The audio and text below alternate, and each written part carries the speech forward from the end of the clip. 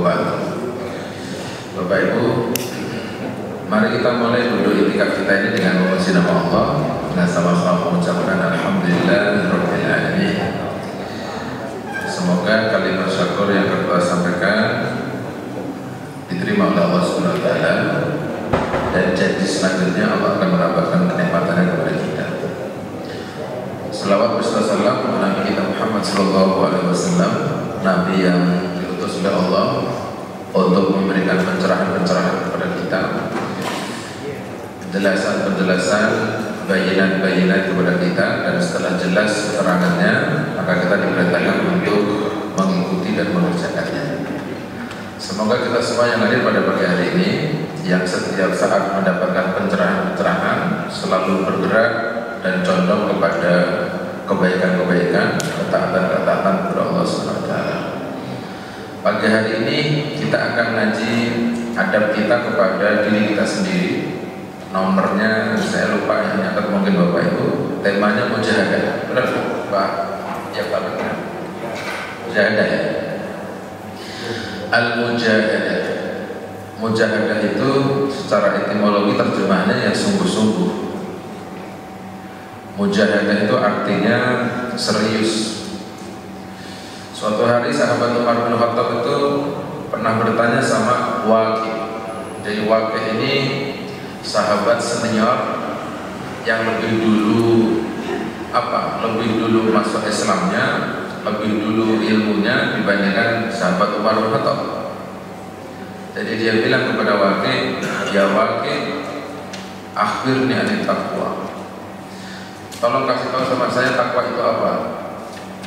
Nah, waktu itu jawabannya adalah, ya Umar, kaifa masirta idza sirta amamal lail.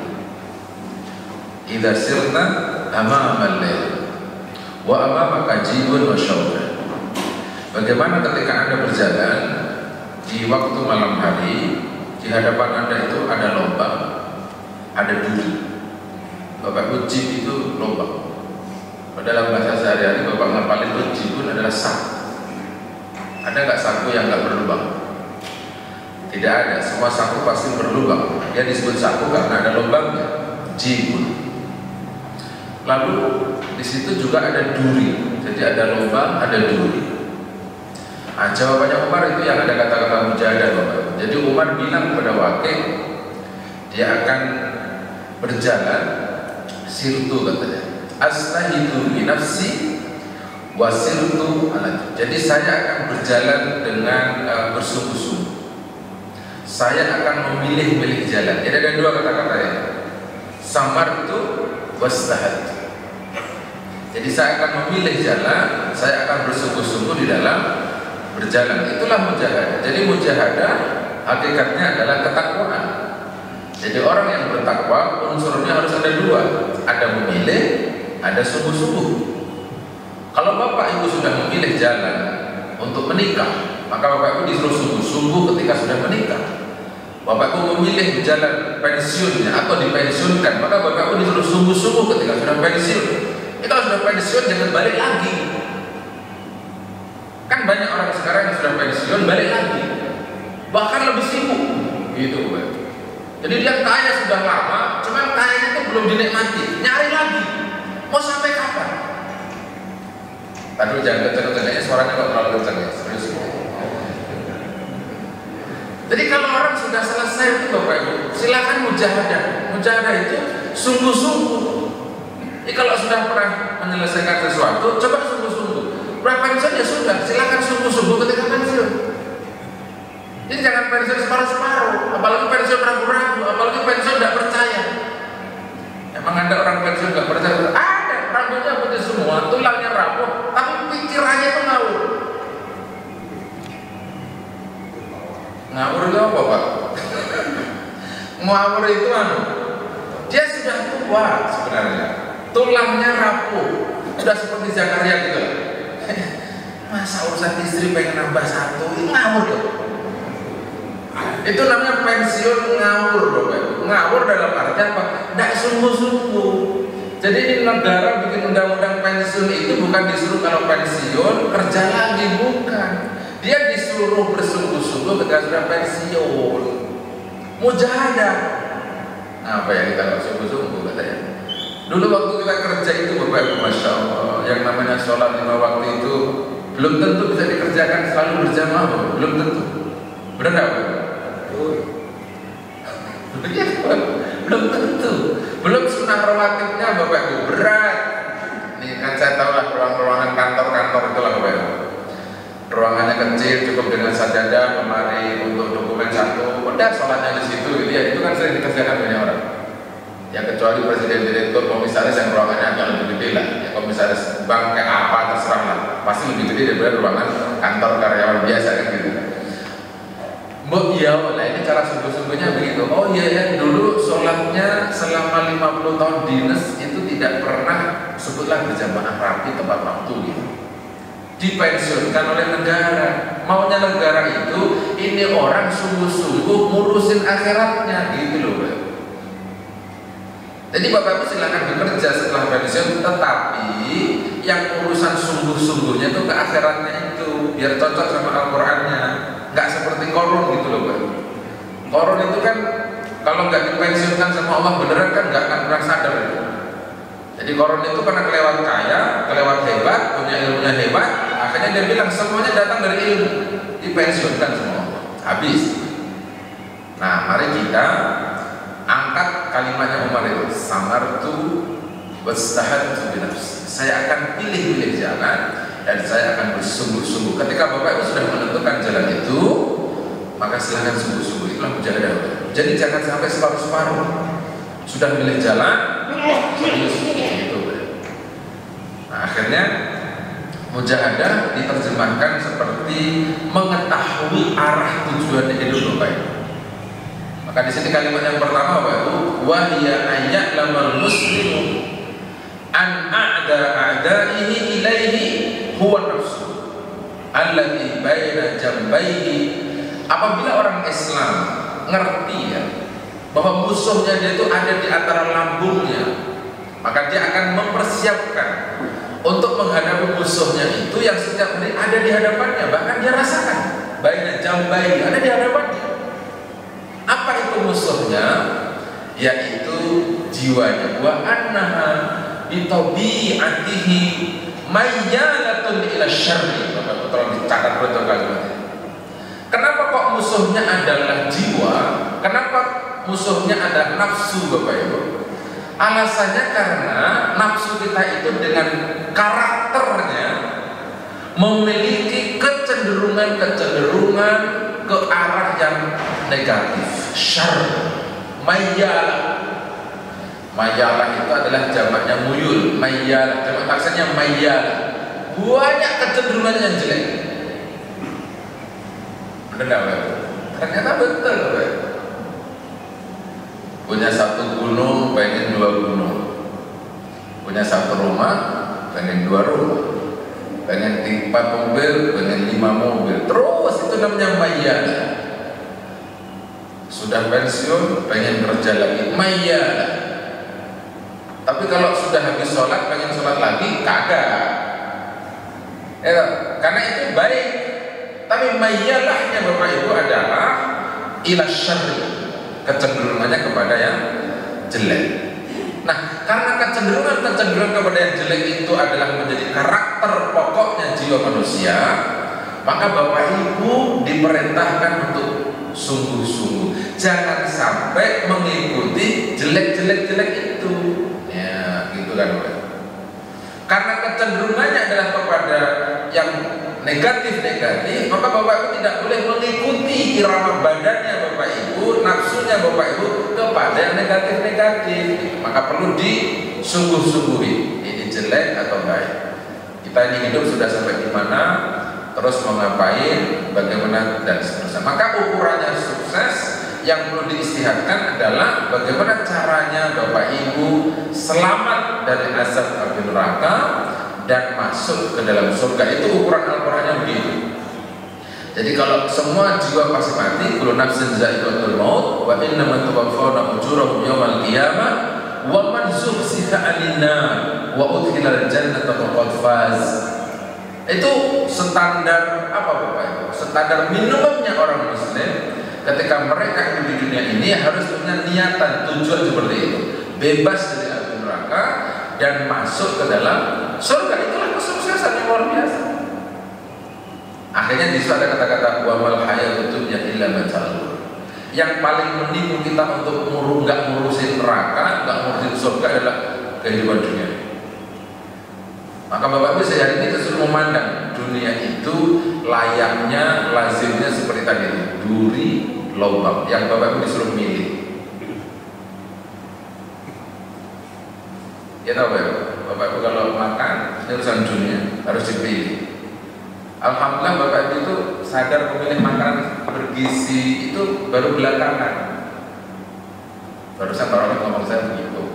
Dulu waktu sehat sore makan enak dulu. Sekarang milih kita Pak Rohim. Kalau nggak percaya Bapak tanya Pak Rohim aja. Pak Rohim itu sekarang dikasih soto Betawi nolak saya. Nggak usah bayar nolak. Soto Betawi paru gitu, wah nolak tenang.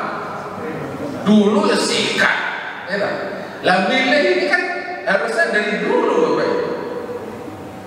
Ya alhamdulillah saudara kita ini imannya naik, kalimatnya sudah disyukuri aja. Itu penting Bapak Ibu. Itu penting kalimat itu. Kalau nggak mensyukuri melawan takdir berat Bapak Ibu. Wong emang udah dari dulu kok. Ya, saya pikir semua orang sama. Saya juga harus begitu, memilih. Kalau dikasih hidangan, ya kita pilih mana yang cocok sama tidak cocok. Itu namanya memilih. Dunia itu menipu. Kalau ngikutin enak, waduh gak ada habisnya sekarang. Baik. Fararratun minal khair, itu tabiatnya jiwa kita. Mayalahnya ila syair, fararah ila khair. Tapi kalau disuruh kebaikan, rata-rata jiwa itu cenderungnya lari, pergi, meninggalkan, tidak mau. Gitu. Yafirul mar'u min akhihi. Jadi orang akan lari dari saudaranya. Yafirul, jadi bahasanya apa? Pergi, meninggalkan. Jadi kalau bahasanya surat Al-Imran itu ketika perang Uhud, perang Badar, kan semuanya disuruh ikut sama Nabi. Tapi jiwanya mereka cenderung tidak ikut Nabi, tidak mau berperang. Padahal ikut Nabi dulu aja, wes tak ambil melu tak mau surga, melu ikut aja gitu. Nggak punya pedang, agar ikut Nabi, melu surga pada waktu itu. Makanya ketika ada orang minta izin ketika sudah berperang, kalau minta izin itu namanya munafik. Pada waktu itu munafik, hilang semua amalnya karena Nabi Muhammad SAW ketika sudah mengajarkan, menentukan bahwa besok kita akan begini, kewajibannya adalah cuma sami'na wa ata'na. Jadi bukan minta izin. Gitu. Ya akhirnya Bapak bertanya dari 1000 yang mayalahnya ila syara' ada berapa? 700. Benar gitu? Yang 300-nya itu adalah tetap teguh mengikuti Nabi. Jadi 700 dibanding 300, banyak yang 700 sama 300? 700. 20 orang yang ada di Jabal Uhud yang sepakat untuk tidak turun ada berapa? Cuman dinasihatin saja, jangan turun. 2 orang yang bilang seperti itu. Amr bin As bilang begitu, jangan turun, ini kan sabda Nabi kita Muhammad SAW, nggak boleh kita turun dari gunung ini. Tapi yang 8, yang 18 kan, itu maksain diri kudu turun karena ngeliatin harta rampasan perang. Bapak gue itu 2 dibanding 18, yang jelek 18, yang baik cuma 2. Nabi Yakub Bapak Ibu punya anak berapa? 12. Enak? Yang baik berapa? 2. 11 atau 12? Enggak, maksudnya lengkap dengan Nabi Yakubnya gitu ya. Kan itu ayatnya di awalnya adalah ini roh itu ada asyara 11 ya. Artinya 11 sama bapaknya, berarti 10. Artinya apa Bapak Ibu? Dari 10 bersaudara itu yang muyul kepada kejelekan itu ada 8. Yang baik itu cuma ada 2. Nabi Yakub, Nabi Yusuf sama saudaranya Bunyamin. Apakah data-data ini disampaikan oleh Allah bukan jadi acuan, bahwa tabi'ah, karakter jiwa kita itu adalah mayalah ila syarri. Maka akhirnya Bapak Ibu hari ini disuruh belajar betul. Ketika kita berorganisasi, sebutlah ada yayasan, begitu DKM, begitu. Maka di situ kalau ada 26 orangnya, kita tengok kecenderungannya. Apakah ada yang tidak baik atau semuanya baik? Itu namanya kecenderungan. Kalau yang rapat, wah ngotot banget, misalnya gitu, harus berkeringat-keringat, bahkan berdarah-darah, kan begitu kan? Nggak pernah ada ujungnya itu, Pak. Kenapa? Karena memang tabiatnya seperti itu. Akhirnya ada juga yang kalem, santun, rapi, nggak banyak ngomong, tapi menyelesaikan. Yang akan ngomong orang pernah menyelesaikan, itu biasa. Karena kita apa? Sudah mengerti bahwa mayalahnya, nafsunya kita, jiwanya kita itu adalah kepada kejelekan. Faktanya banyak sekali. Maka akhirnya Bapak Ibu disuruh menikmati. Oh, karena ini kecenderungan, maka kalau kita punya anak ada 4, yang 3 itu cenderungnya tidak terlalu tidak terlalu istimewa begitu. Biasanya ada 1 yang sangat istimewa. Nah, yang 1 istimewa ini untuk menutupi 3 yang tidak istimewa gitu. Biasa itu seperti itu. Akhirnya jadi orang tua disuruh jujur, adil, bertanggung jawab bahwa yang mayalahnya kepada jelek itu bukan terus kemudian dihadir, diusir, dihilangkan, bukan. Memang disuruh berteman dengan disandingkan, dihubungkan dengan yang baik 1 aja. Akhirnya nanti seperti konsepnya Nabi Yakub alaihissalam. 11-11-nya akhirnya duduk di istana. Setelah Nabi Yakub paham betul bahwa 8 orang anaknya yang jahat itu, Nabi Yakub ngerti Bapak Ibu. Tapi dia ngadu sama Allah, beristighfarnya sama Allah, dan akhirnya semuanya kembali. Nggak tanggung-tanggung kan? Mujahadahnya Nabi Yakub adalah sampai kedua matanya buta karena meneteskan air mata. Masya Allah. Untuk siapa? Anaknya yang 8 orang itu dimintakan maaf kepada Allah, bukan digebuki Bapak Ibu, bukan diusir, bukan diintimidasi, bukan dipisah-pisahkan. Oh ini anak daulat, oh ini nggak pintar, terus kayak duit sih. Salah. Yang hari ini belum pintar, belum bisa menyenangkan, boleh jadi 10 tahun, 20 tahun kemudian dibalik jawabannya, dibalik. Benar nggak betul? Pelan-pelan Bapak disuruh menikmati fakta-fakta kayak itu Bapak. Dengan apa? Mujahadah. Anaknya yang problem sering disebut, didoakan. Yang sudah baik, kita terima kasih sama Allah. Karena dua-duanya nanti bisa ketemu. Dua-duanya bisa angkat hidup kita, menyelamatkan hidup kita, bahkan ketika kita mengikuti kecenderungan-kecenderungan yang positif diangkat oleh kita. Oh iya, ada sejarah bahwa 10 orang anaknya Nabi Yakub itu seperti ini. Ada sejarah pasukan perangnya Nabi sebenarnya itu. Akhirnya akan ada kalimat mujahadah yang istimewa. Mana tadi? Ammaratun bisu, ammarah bisu. Jadi jiwa kita itu suka memerintahkan, mengikuti jiwa yang jelek, negatif. Sebagaimana firman Allah dalam surat Yusuf ayat 53, wa ma ubarri'un nafsi inna nafsa la ammaratun bisu. Kan ini kalimatnya Nabi. Jadi beliau berlepas diri dari jiwa-jiwa yang kotor, jiwa-jiwa yang jahat, jelek, bohong, menipu. Wah, kan kalau dibaca surat Yusuf itu kan kesimpulannya kok pinter banget bikin alasan gitu. 1 nggak berhasil, 2, 3, 4 sampai berhasil. Akhirnya muncul kalimat setan itu kalau goda Bapak Ibu sampai berhasil. Kita mungkin berhasil ketika kita masih miskin, dia gagal ketika kaya. Setan gagal goda kita ketika kita masih bodoh, tapi setan berhasil menyesatkan dia ketika dia sudah profesor. Bisa. Kenapa begitu? Ya kalau masih bodoh yang ngasih duit sini-sini. Tahu ya? Kalau sudah jadi profesor, Masya Allah, nggak lagi pakai amplop kuning, bola coklat, bola amplop saya. Sudah nggak ada amplopnya, bentuknya suruh mulai sendiri. Kan itu lebih berbahaya. Artinya apa? Gagal di yang kecil belum tentu yang besar. Atau dibalik, ada juga yang sudah gagal di perkara-perkara kecil, apalagi yang besar. Gitu. Karena mengikuti jiwa yang selalu mengajak kepada yang negatif. Yuhibbu, mana tadi? Surat Yusuf, tuhibbu ad-da'at wal khuluda ila rahah. Yang namanya jiwa kita ini Bapak Ibu mengajak nyantai. Selalu begitu, al-khulud war rahah. Dunia ini abadi. Itu kan? Lalu yang dipikirkan selalu kebahagiaan. Akhirnya dikritisi sama orang, dunia ini tidak abadi, tidak abadi.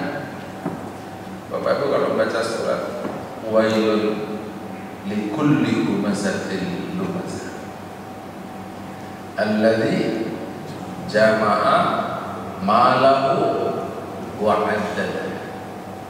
Kalimatnya apa? Yahsab anna malahu ahlada. Kalah Bapak Ibu, aja ngono. Jadi kita tidak boleh punya prinsip mengumpulkan harta, menghitung-hitung harta, lalu diyakini bahwa harta itu akan membuat dia abadi. Ini rombongannya Fir'aun, Namrud, si Korun sama persis, Sa'labah sama. Ketika suruh bayar zakat nolak. Kenapa begitu? Karena duitnya punya dia dapat karena kerja keras, karena ilmu dan sebagainya. Sama. Maka hadirlah ayat seperti ini. Kalah jangan begitu. Akhirnya kita hari ini dibikinin ceramah apa itu video-video apa itu pendek-pendek yang wes abot tuturan yang suka orang-orang ngaji berkah berkat atau berkat ya. Ibu-ibu bawa tas gede gitu ya, belum disuruh udah dimasukin ke tas. Ya kan? Pokoknya apa sih itu namanya bahasa? Itu sebenarnya kritikan ya. Memang tabiatnya orang ini begitu itu. Yang suka mengumpat, nguntit, kalau bahasa orang Jawa itu nguntit itu kan nguntit ya. Humaza itu kan artinya menyembunyikan, nguntit. Apa artinya sih jeruk 2, 3, 4 biji di rumahnya miliaran? Tapi seakan-akan dia pengen bilang apa? Uang miliaran itu dikalahkan dengan nguntit jeruk, nguntit kue yang belum disuruh sama lebih baik. Nah, berarti orangnya apa? Punya duit, cuman duitnya dihitung-hitung dong. Tiap hari ditengok. Oh jakek. Hari lihatin jeruk, pengennya tuh berkat aja. Sakunya gede masukin di saku. Itu kalau di Kemang sih saya belum pernah lihat. Gak ada di sini kayaknya. Di luar Kemang banyak. Kalau di sini ada nggak? Nah, kayaknya sih nggak ada. Saya belum pernah lihat soalnya. Setahu saya sih rapi lah ya. Makan di sini juga rapi. Ya, selesai makan ya nggak ada yang bungkus-bungkus. Kecuali Ustadz ada dibungkusi wajar, bukan kewajiban kalau kayak gitu ya. Kita nggak minta dia yang bungkusin loh. Kecuali kalau kita minta dan cerita Bapak. Jadi nggak apa ya Bapak ya namanya, nggak bersyukur lah ya Bapak ya. Ya salah cara pandang makanan itu. Ya namanya makanan Bapak. Memang enak sih Bapak. Ngundang itu enak. Wa targhabu fil batalah wa tadrifu ma'al hawa. Jiwa kita ini Bapak targhabu fil batalah. Seneng kepada perkara-perkara sing batil-batil. Kalau batil itu cinta, apalagi hari ini Mas, susah. Mana yang batil, mana yang hak. Ribet ngomongnya Bapak. Cuman kemarin itu ada ceramah pas saya salah di kampung Bapak. Kiainya itu bilang gini, Bapak-bapak sekedar mengingatkan hadis Nabi. Hadis ini riwayatnya Imam Tirmidzi. Nah Rasulullah Shallallahu Alaihi Wasallam itu qatar rajul fahu fis shalah. Nabi melarang laki-laki nutupin mulutnya ketika sholat. Gitu. Akhirnya dia jelaskan itu. Saya lihat dari TV. Jadi Bapak Ibu kalau sholat nggak usah ditutupin mulutnya. Dibuka semua akhirnya. Itu gimana itu Bapak? Kan agak bertentangannya. Ini ada hadis Nabi. Dan memang sudah ada video beberapa YouTube ya yang ngomongin seperti ini. Artinya apa? sekarang Bapak Ibu bukan hanya nutupin mulut, nutupin hidungnya. Kalau nutupin hidungnya kita ngomongin fikih saja, Pak. 7 anggota sujud kita itu salah satunya termasuk hidung, kan harus kena di sajadah. Tiba-tiba kena masker. Lah, ini butuh fikih perenungan Bapak Ibu. Oh, butuh perenungan ini, nggak bisa tekstual Bapak Ibu. Kalau tekstual ribut kita. Benar tak? Butuh perenungan. Karena sekarang sedang pandemi, nah itu bahasanya. Lagi ada si COVID, dan COVID ini menyebarnya lewat si droplet. Nah, droplet itu sumbernya ada di mulut, lampunya ditutupi kan gitu kira-kira. Itu namanya konteksnya. Maka nanti Bapak Ibu kalau ditanya sama malaikat di hari kiamat, kenapa mulai dari bulan Maret sampai September sampai nanti belum ketahuan akhirnya, kok sholatnya problem sampai sujudnya? Nah, jawabannya begitu. Yang nyuruh negara. Ya nanti negara yang tanggung jawab. Karena yang nyuruh Bapak Ibu nutupin pakai masker adalah negara. Nabi sih larang. Kan Nabi Muhammad tidak boleh begitu. Saudi aja rumahnya Nabi mono kok. Ribut tak Bapak? Lihat. Tapi Bapak Ibu kali-kali Bapak Ibu sholat ke ini masjidnya Habib Ali. Yang Kartini. Sama konvensi.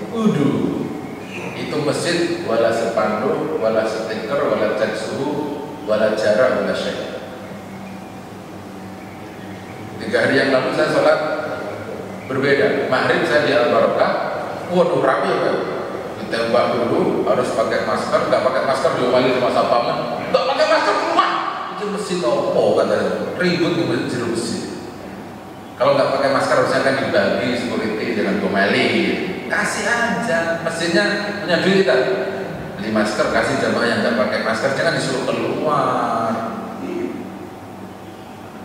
Nah, akhirnya Isa, saya ke Masjid Ali, kok beda ya saya bilang. Saya berdua itu, saya tanya teman saya, Pak Haji, mana lebih khusyuk sholat 2 tadi, maghrib atau Isya? Ya kalau saya karena sudah tua, Ustaz, enakan yang kedua, enak yang kedua itu ya nggak pakai masker itu. Jadi kalau kita masuk pasar di situ aneh, sendirian kalau di situ. Padahal jalannya dekat ya, Masjid Al-Barokah sama Habib Ali.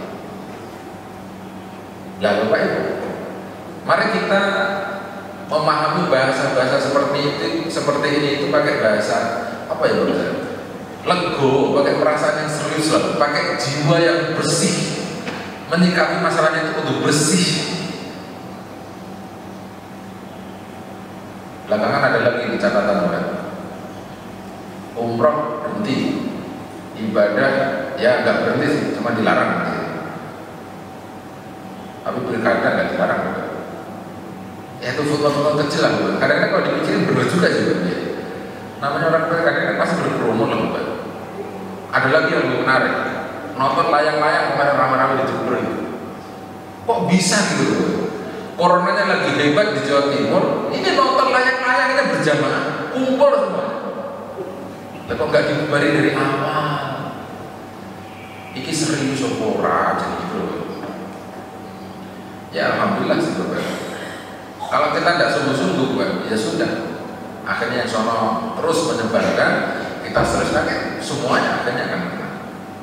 Kalau memang data valid itu benar terjadi seperti itu. Bapak Ibu, mari kita ngolah jiwa kita itu. Kalau yang batil-batil jangan disenangi lah Bapak. Yang salah-salah jangan diikuti.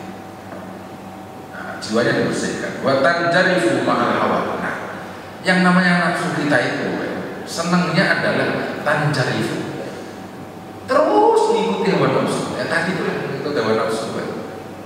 Jadi nafsunya tidak pernah dikuliahi. Nah, itu bahasanya.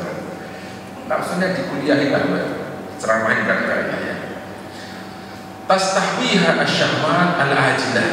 Dan jiwa kita ini menikmati betul ya, dengan syahwat-syahwat al-ajilah wa in kana fiha hadha wa syaqawah. Walaupun nafsu-nafsu tadi itu akan mengantarkan orang itu kepada kecelakaan, kehancuran, penderitaan. Contoh, ini rasional banget. Ada jamaah saya hobinya sepeda. Udah sepuh sih, dulu belum sekolah ya karena dia bisnismen yang mainannya tanah dan sebagainya. Waya banget beliau.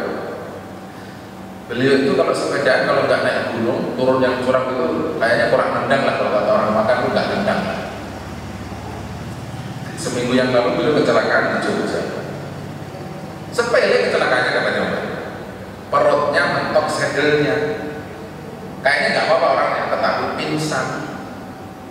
Ternyata setelah di rongsen atau apalah gambarnya, ternyata ada pembengkakan luka dalam. Sampai sekarang belum pulang. Saya rencananya mau nengok, tapi istri saya tidak boleh. Kenapa tidak boleh? Karena di rumah sakit. Saya cuma pengen bilang, dulu sudah saya bilangin, Pak, kalau sudah tua jangan jauh-jauh main sepedanya, muter-muter komplek aja. Wah, kalau muter komplek nggak ada sensasinya, terus tua-tua yang boleh sensasi apa, kata saya. Ya benar nggak? Terus tua yang boleh sensasi apa baru? Kalau sensasi itu masih muda lah, naik gunung masih enak, turun sembilan, lepas setang kaki di setang masih enak. Harus tua-tua kita coba bayangin, Pak Roni masih gaya ya, bahkan naik sepeda, naik gunung, kawin orang. Andai kata kalau badannya cakep gitu, masih kelihatan kuat gitu, tetap aja orang udah nggak kiri, apa yang mau dicari sensasinya? Enggak, muter-muter Kemang aja yang jalannya lurus-lurus itu loh. Ini muter-muter di Kemang aja, kalau emang mau cilaka mah cilaka aja kan. Pas di tikungan nggak bisa belok, jatuh, cilaka juga. Ini kok datang naik gunung, gila ini ngomong amat terus. Akhirnya ya tak suruh baca tasbih aja. Kemarin nggak bisa tidur, kan banyak-banyak baca tasbih, banyak baca alhamdulillah, banyak baca istighfar, bertobat. Kan belum bertanya manfaatnya apa. Padahal saya bilang begini itu Nabi Muhammad bukan itu. Ketika beliau sudah banyak seperti ini, kan akhirnya akan meninggal dunia. Sehat sih Bapak, tapi menyembuhkan itu. Sudah bertobat ya sudah. Maksudnya disuruh merenung, oh iya, saya sudah tua, sepedaannya yang standar-standar adalah nggak usah naik gunung. Itu maunya saya begitu, sebenarnya nasihatnya. Tobat dari naik sepeda, naik gunung gitu loh menurut saya. Tak benar itu. Artinya apa? Oh, orang kalau mengikuti nafsu sudah ada habisnya. Saya sepedaan Bapak Ibu dari rumah ke Lagon, Lagon aja muter itu 6 kali, 10 kali dan selesai. Ketemu jamaah, muter sekali parkir. Sampai tiap hari begini, ya Ustaz banyak parkirnya daripada sepedaannya. Itu penyakit saya bilang. Sepedanya muter Lagon sekali, parkir, kelihatannya olahraga. Kayaknya enggak banget ya kalau saya kayaknya enggak banget gitu. Kalau mau olahraga ya khusyuk aja lah, sepedaan aja ya pulang gitu. Pak Hedi, sepedaan kok dari jam sebelum subuh pulang jam 1. Saya bilang hebat man sepedaan sampai itu dari jam 1 baru pulang. Hah? Enggak, kalau Pak Rokat jangan ya. Jadi kalau bisa orang sepedaan sampai jam 1 sampai sing dikayu itu apa nih Bapak? Nah itu namanya overdosis loh Bapak. Olahraga itu berapa Pak? 30 menit ya? 30 menit itu kalau dari rumah saya sampai Lampung itu sudah 10 menit. Saya putar 6 kali itu sudah 30 menit lebih Pak. Balik. Jadi saya paling lucu kalau orang lihat sepeda, pakai sepeda di depan mall di foto. Oh penyakitnya wong saya ini aneh-aneh. Gayanya kok itu pantesan gitu. Olahraganya rajin kok matinya cepet. Olahraganya semangat matinya kok cepet. Padahal itu sehat banget loh. Yang olahraganya ngapusi. Akeh apa banyak ngawurnya gitu. Olahraganya sebentar ngobrolin sebentar. Nah itu sepeda. Sama dengan main tenis, sama itu kan. Olahraga itu kayak saya lah main bola, itu selesai pulang. Main futsal nggak, terlalu capek. Begitu Bapak, jangan mengikuti nafsu. Tolong disesuaikan. Ya tak, tolong disesuaikan. Sudah disesuaikan itu artinya Bapak. Sekarang kalau mengikuti nafsu, masya Allah, orang beli sepeda sampai 1 miliar, misalnya. Saya tanya, itu sepeda kalau nggak dinaikin keluar keringat enggak Ustaz, harus diayu juga. Kan intinya diayu toh. Jadi mau ngomongin 1 miliarnya toh ayunya kan gitu. Ada mau diayam nggak usah mahal-mahal Bapak Ibu, itu 1 miliar buat bangun masjid aja deh, bangun masjid sendiri, kasih nama itu masjid sepeda, udah gitu. Boleh. Daripada sepeda Bapak Ibu ayo kok nyari keringat juga. Astagfirullahaladzim. Ini namanya apa? Ngikutin hawa nafsu. Memang sih kalau ditanya orang keren banget. Sepeda di mana? Oh, Jerman. Naik pesawatnya jauh. Akhirnya dipoles, nggak dinaik-naikin, dasar nafsu Bapak Ibu ya. Dipoles tak dinaikin kagak. Allah Akbar, kisah iya itu Bapak Ibu. Padahal nanti sepeda itu ditanya-tanya juga Bapak Ibu. Itu beli sepeda mahal buat apa? Ditanya. Bapak Ibu harus jawab. Harus jawab. Gak usah jauh-jauh lah Bapak Ibu. Jangankan sepeda, Bapak Ibu rumah tamu itu, kamar tamu yang Bapak buat itu nanti ditanya sama malaikat. Itu bikin rumah tahun 1945 ada kamar tamu, kamar mandi khusus tamu, ada ruang tamu. Masa sampai tahun 2020 gak pernah ada tamu yang datang, gak ada tamu yang nginep. Padahal Nabi Ibrahim itu selalu nyari tamu, Nabi Muhammad juga nyari tamu. Oh berarti Bapak disuruh ngiklanin siapa yang mau bertamu hari ini gitu.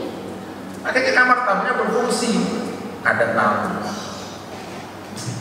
Ya itu perlu cara sih Bapak, perlu membersihkan jiwa kita. Iya kita bilang dari awal bikin kamar tamu khusus tapi kalau nggak pernah ada tamu artinya kita disuruh ngolah jiwa kita itu. Fa'idha arafal muslim hadha.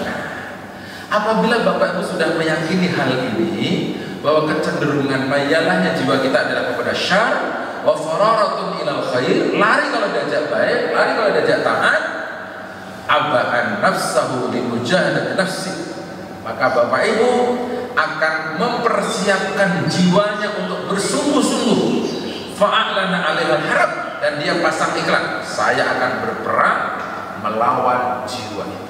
Nah, tulis iklannya Pak, ini jiwa harus dikalahkan, cenderung jeleknya harus dihilangkan. Maka Bapak pasang spanduk di depan rumah, malas harus dilawan, malas harus dilawan. Di rumah terus boleh, tapi ojo mangan turu mangan jangan, harus dilawan. Ya saran saya sih muter-muter kembang, muter-muter apa kayak Bapak Ibu terserah. Nanti jangan tidur makan tak, jangan. Nanti bermasalah juga. Nanti kan tadilah apa ya pekerjaannya. Kemarin saya lewat depo bangunan itu, ini orang lagi corona kok yang bangun banyak banget tuh, penuh itu. Meter 10 depo bangunan, mungkin karena dampak dari suaminya di rumah, duitnya banyak, apa aja digantiin, marmer lah digantiin, iseng-iseng aja tuh suami. Makanya penuh dari sana. Cat yang belum melusuk ganti cat, dicat sendiri. Itu kan apa? Pekerjaan-pekerjaan yang menurut saya karena dia liatin terus setiap hari, akhirnya ini jiwanya ngikut. Mau ngapain kita ini? Jangan bukan-bukan lah, masang-masang kembang aja mungkin lebih baik ya. Nanam kembang bunga itu lebih baik. Kalau enggak itu ya tadilah olahraga jogging udah begitu kerjanya. Habis itu kita ngajar online kan gitu ya. Habis itu acaranya begitu lah. Kalau Bapak rapat meeting ya kita ngajar online. Wa syahra ziddaha as-silah wa syahra ziddaha as-silah. Dan orang ini syahra terus menerus ziddaha menghalanginya as-silah dengan pedang. Artinya kalau jiwanya pengen ke situ, mayalah kepada kejelekannya pengen hadir, Bapak Ibu disuruh nolak, disuruh memerangi pakai pedang. Itu nggak usah gope, so Bapak Ibu jangan. Ini kan bahasa analogi. Kalau malas mau datang digebukin, jangan malas loh gitu. Kalau tangannya nggak mau zikir, tangannya digebukin. Zikir dong, gitu. Gini-gini lah Pak. Bukan zikirnya begini, pojok gitu ya. Main ML. Oh, ini kata saya. Bapak Ibu segini banyak yang main ML apa tidak? Mobile Legends itu loh. Itu ternyata ngaruhnya kemana-mana Pak. Masalahnya sudah dilombakan secara nasional sih ya. Jadi orang jadi senang main Mobile Legends itu. Saya bilang sama anak saya itu, handphone saya itu bagus, tapi saya nggak pernah main game. Dan memang tidak ngerti apa enaknya main game. Saya juga bingung. Game merek apa saja deh, saya tuh nggak suka. Alasannya mungkin nggak menikmati barangkali. Yang saya suka tadilah main bola, itu saya suka. Terus apa? Wasammama ala mukafati ru'unatiha wa munazalati syahawatiha.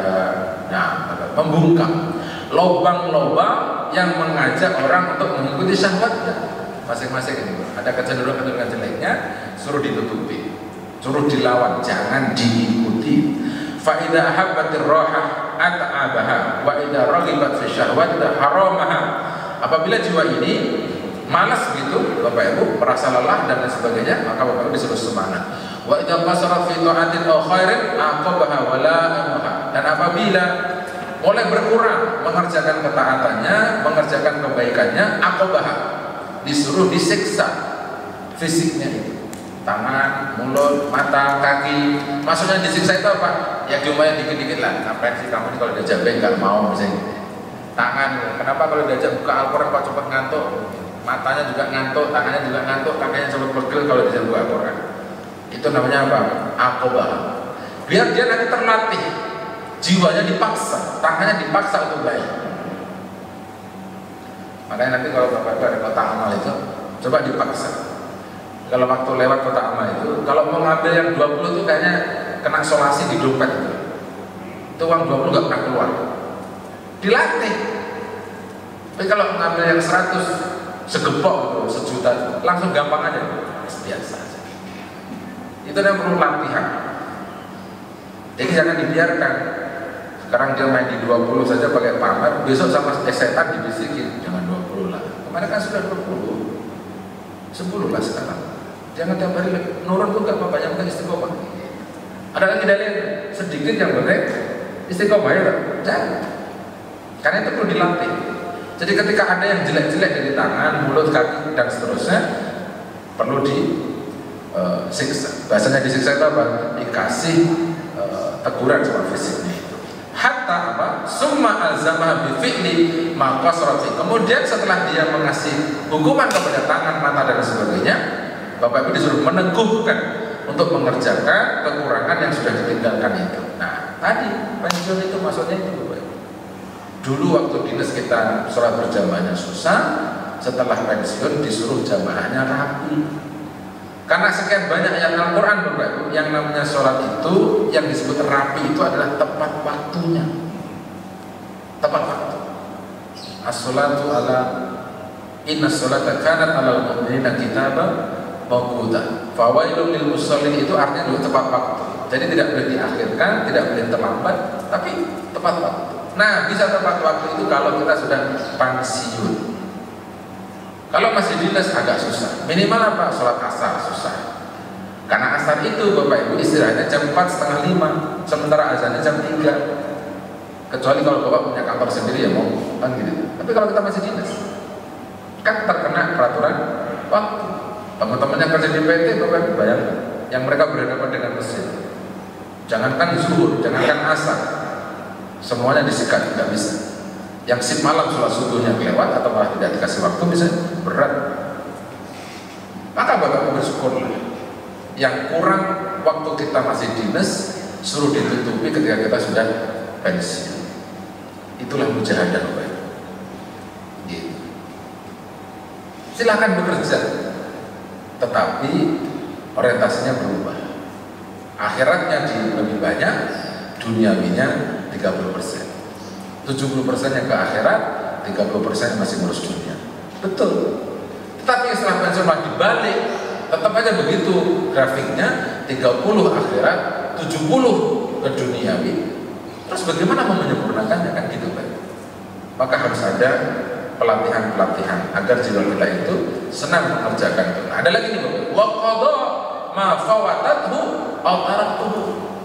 Setelah Bapak Ibu melatih jiwa-jiwa kita itu, tangan, hati dan lain-lain sudah diolah, Bapak Ibu disuruh mengkodok yang sudah kelewatan dan apa yang ditinggalkan. Nah, ini lebih berat nih Bapak Ibu. Cara mengkodoknya bagaimana itu Bapak Ibu? Kalau kita ngomonginnya sholat Bapak Ibu, akhirnya Bapak Ibu akan diajak bermain dengan bahasa hadis-hadis Nabi yang sahih. Kalau orang sudah sholat berjamaah, lalu dia ketemu lagi jamaah yang lebih banyak, kan boleh ikut lagi Bapak Ibu. Nanti yang kedua ini jatuhnya sunnah. Sudah sampai seperti ini, untuk apa? Mengkodok. Dulu dia tidak pernah sholat sunnah. Dulu dia sering meninggalkan sholat sunnah. Qasarat wa fawwatat, kita ganti. Yang sudah ditinggalkan kita ganti. Dulu waktu kita dinas nggak sempat itu infak dan sebagainya. Sekarang kita sudah pensiun, rajinlah berinfak untuk menutupi sesuatu yang sudah terlewati, yang sudah kita tinggalkan lama, baru belakangan menyadari, oh iya ya ternyata infak sedekah itu menyehatkan. Di samping ada doa, Allahumma afina fi abdalina wa asma'ina. Sedekah jelas ujaran dari Nabi Muhammad SAW. Kalau nggak bisa sedekah uang, ya sedekah senyuman. Ya, banyak senyum. Sudah pensiun jangan banyak manyun, Bapak Ibu, senyum aja. Sama istrinya rajin senyum, insya Allah sehat. Dan nggak Ibu? Mana Ibu? Bu, benar nggak? Suaminya kalau sudah pensiun suruh rajin senyum aja Ibu. Jangan malah dibalik pertanyaannya, suami saya kok berubah ya Ustaz? Dulu waktu dinas itu nggak pernah ngomel-ngomel Ustaz, sekarang kok ngomel terus. Nah itu namanya perubahan cuaca. Cuaca aja, iklimnya emang begitu ya. Nanti kalau sudah capek juga dia berhenti sendiri.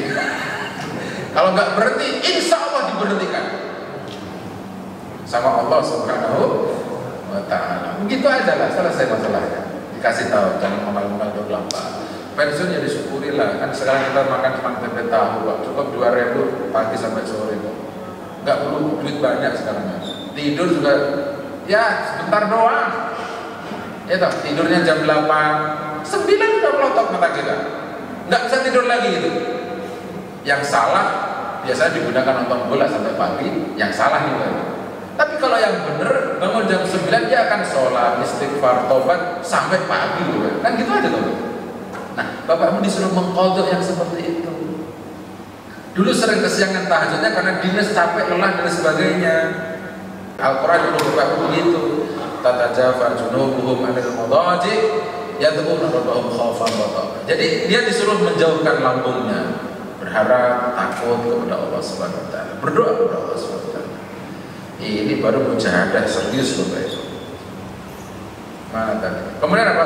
Ya'khudhuha bihadza ta'dil hatta tatma'inna wa tathur wa tadhhir. Bapak Ibu disuruh mengerjakan seperti ini sampai mendapatkan ketenangan, sampai mendapatkan kebersihan dan at-tadhhir, kebaikan. Ketenangan, kebaikan, lalu kenyamanan, kesucian, sampai ada keyakinan bahwa ini adalah baik. Tapi susah itu Bapak ya. Kalimatnya sih enak disampaikan, mengerjakan yang sulit. Itulah namanya orang ngaji Bapak. Inilah mujahadah. Silakan di watir kalau goyah al-mujahadatul nafsi. Nah, inilah goyah, tujuan penting dari mujahadah terhadap jiwa kita. Ngerti musuhnya, ngerti problemnya, lalu diselesaikan, lalu mendapatkan kenyamanan, ketentraman dan sebagainya. Enggak apa-apa bukan? Emang karena kalau sudah paripurna dinas itu yang ada harus tadi bahasanya menikmati, menenteramkan jiwanya. Memang akan ada gesekan-gesekan, perubahan-perubahan iklim lah ya. Dan itu perlu disikapi.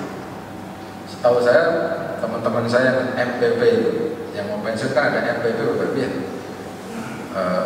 Apa istilahnya? Masa pensiun ya. Kan ada pelatihan tuh ya. Rata-rata diajarkan 110 bisnis tuh. Rata-rata ya kalau dari negara standarnya itu. Saya bilang sama teman saya itu, ada nggak bisnis yang tidak pernah rugi, yang selalu untung? Loh, memang ada? Wah, ada. Karena ini rata-rata diajarin bikin kue, ya toh, bisnis lele, ternak udang, ya toh, dagang laundry kan gitu ya. Saya bilang itu semua bisnis bisa bangkrut. Loh, ada orang pensiun dapat duit 1 miliar buka laundry, bangkrut. Bangkrut perlu mati. Salah ngaturnya kok. Kalau begitu pensiun itu nanya dulu sama ustaz, bukan Mariola ya, ustaz. Terserah ustaznya siapa. Coba konsultasi. Saya dapat pensiun 1 triliun ustaz. Buat apa ya ustaz? Gitu. Kita pasti kan dikasih tahu lah. Bapak mau nyari apa dulu? Kalau dunia ini sudah mentok, bahagia sudah dari dulu dunia. Ya, silahkan cari bahagia akhirat lah. Caranya bagaimana? Pasti nanya cara dong, Pak. Oh, banyak caranya. Duitnya yang banyak udah dinikmati saja, ditabung boleh. Yang penting jangan sampai dihabisi terus. Nanti habis pula kita belum mati duit udah habis, masalah, ya toh. Ya gimana caranya? Simpel-simpel aja, kecil-kecil aja. Jangan lupa sedekah, Pak, karena sedekah itu bisa menyehatkan loh. Dikit-dikit aja sedekahnya, namanya ada pensiun ya. Ya kotak amal lewat ya namanya pensiun Bapak Ibu. Kalau yang masih produktif 100 pensiun ya 99.000 lah, beda 1.000 aja kan begitu. Jangan mentang-mentang pensiun, kagak, jangan. Justru pensiun harus rajin sedekah, Pak. Karena untuk ngasih apa? Bayar asuransi darahnya biar lancar, ya toh, tulangnya biar nyaman itu sedekah, Pak. Harus rajin-rajin sedekah karena sudah pensiun. Waktunya udah habis ya? Udah belum? Kalau sudah habis bilang aja, ini sudah habis juga paragrafnya masanya, walaupun belum selesai. Apa? Sudah suruh ya? Baik. Semoga ada manfaatnya. Bapak-Ibu dapat ilmu apa? Olahraga boleh, tapi jangan naik turun gunung kalau udah tua ya. Udah muter-muter Kemang aja. Stop, jangan keluar deh dari Kemang. Tapi itu yang nomor 2, yang paling penting adalah mayalah Bapak-Ibu, bahwa Bapak-Ibu jiwanya kita itu punya kecenderungan, punya karakter, tabiahnya itu adalah kepada yang jelek. Lalu yang nomor 2, nomor 3, jiwanya Bapak Ibu itu fararat minal khair, lari kalau diajak baik. Nah, saya ceramah baik Bapak. Cuman kan kalau kita ngajak orang baik kan belum tentu iya Bapak. Ustaz itu bener boras, masih begitu. Itu namanya faroroh. Kalau dinasihatin lari. Masa iya sih? Nggak percaya sama. Tapi dia kena beneran baru tuh. Iya Ustaz saya nyesel gini-gini. Nangis gitu. Udahlah ngaji lah, pokok masih sehat ngaji, duduk. Ngantuk nggak apa-apa Pak di masjid. Jangan sampai nanti kita nangis pengen ke masjid itu aja di sana. Jangan. Kadang suka kasihan yang begitu itu. Dulu waktu masih kuat, lewat masjid buya-buya aja. Lewat aja kalau ngaji kagak kepanasan. Giliran setruk pengen ke masjid baik kursi roda. Masjidnya belum dibikinin jalan. Orang masjid nggak pada kasihan sama orang sakit oke. Situ dari dulu dikasihan nggak ngerti. Sekarang kan udah pakai kursi roda nyala-nyala masjid lagi kan gitu loh. Ya alhamdulillah Baitur Rahman sudah persiapan untuk yang gitu-gitu ada jalannya ya. Masjid lain belum ada Pak. Ya akhirnya pengurusnya kasihan. Mestinya di Rawalumbu, tapi bukan punya sampai bukan. Ada di Rawalumbu sampainya Unisma. Akhirnya saya bilang udahlah, kan beliaunya orang sepuh, toh jadi pendiri juga, bikin jalan aja lah, bukan. Karena beliau kasihan, pengen ke masjid. Gitu loh, maka Bapak Ibu rajin-rajinlah ke masjid. Jangan pernah lari dari masjid, istiqomah lah kalau jangan lari dari masjid. Bahagia itu ditentukan dari masjid. Terima kasih banyak Bapak Ibu. Semoga COVID-19 segera berlalu. Ternyata kita masih harus istiqomah di rumah terus. Masjid masih ditutup semua. Ngaji, alhamdulillah saya ada ngaji sini, Galaksi, kuliah subuh. 4-nya yang libur masih 1, sampai sekarang belum dibuka. Yang lainnya masih terus Pak. Agak sulit. Entah sampai kapan saya juga nggak ngerti. Terima kasih banyak Bapak Ibu. Subhanallah wa bihamdika, asyhadu an la ilaha illa anta, astaghfiruka wa atubu ilaik. Assalamualaikum warahmatullahi wabarakatuh.